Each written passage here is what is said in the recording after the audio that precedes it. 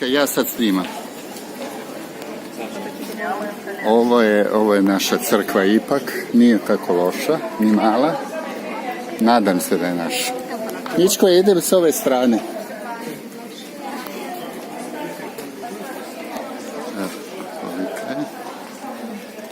Dobro.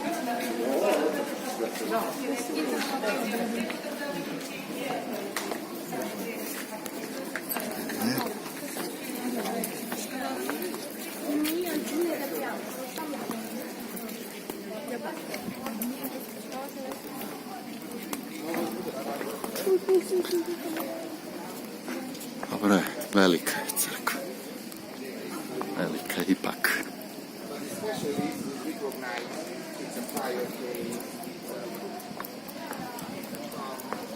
Evo, to je sve ona.